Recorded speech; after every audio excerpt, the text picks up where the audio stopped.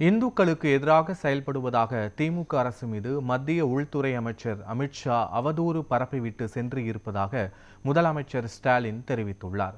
திண்டுக்கல்லில் நடைபெற்ற அரசு விழாவில் பல்வேறு துறைகளின் சார்பில் 174 கோடி ரூபாய் மதிப்பீட்டிலான புதிய திட்டங்களுக்கு முதலமைச்சர் ஸ்டாலின் அடிக்கல் நாட்டி வைத்ததுடன் 1082 கோடி ரூபாய் மதிப்பீட்டிலான நலத்திட்ட உதவிகளையும் பயனாளிகளுக்கு வழங்கினார்.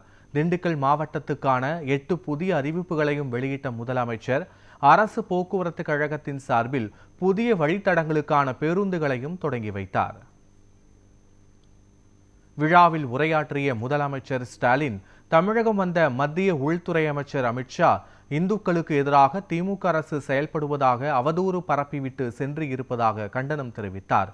ஆன்மீக பெரியவர்கள் விரும்பும் ஆட்சியை திமுக அரசு நடத்துவதாக கூறிய முதலமைச்சர், திமுக ஆட்சியில் 4000 கோயில்களுக்கு குடமுழுக்கு நடத்தப்பட்டிருப்பதாக குறிப்பிட்டார். தமிழக மக்கள் எப்போதும் திமுகவின் பக்கம்தான் இருக்கின்றனர் என்றும் அவர் கூறினார்.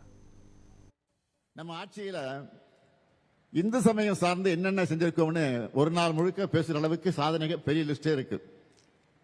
அதனால்தான் பக்தர்கள் விரும்பக்கூடிய ஆட்சியாக தான் திராவிட மாடல் ஆட்சி இருக்கு.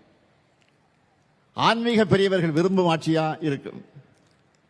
அனைத்து சமயத்தவர்கள் நம்பிக்கைக்கும் மதிப்பளித்து அவங்க மத உரிமைகளை காப்பாற்றுகிற ஆட்சியா நடத்திக்கிட்டு வரோம். இப்படிப்பட்ட தமிழ்நாட்டில் இந்துக்களுடைய உரிமைகள் பறிக்கப்படுறதா துளியும் உண்மையில்லாத